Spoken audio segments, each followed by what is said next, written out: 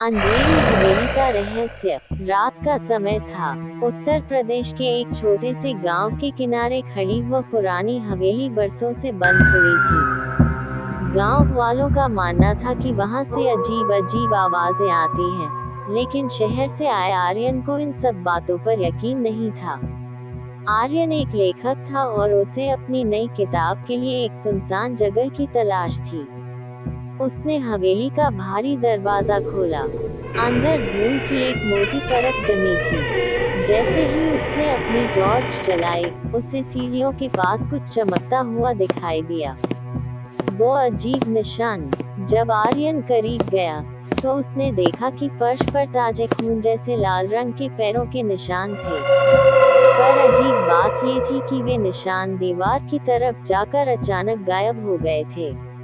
तभी अचानक ऊपर के कमरे से किसी के चलने की आहट आई।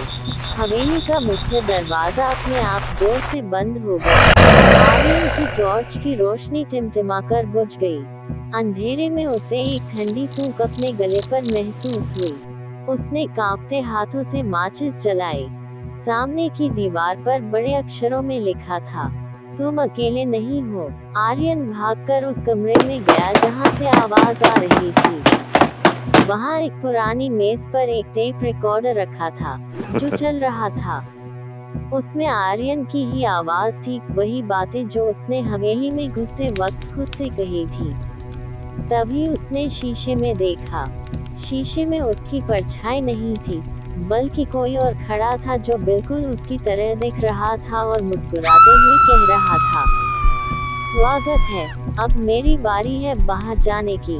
आर्यन समझ गया था कि वह किसी हवेली में नहीं, बल्कि एक मायाजाल में फंस चुका है, जहां रूहें जिंदा लोगों की जगह ले लेती हैं। स्वागत है, अब मेरी बारी है बाहर जाने की।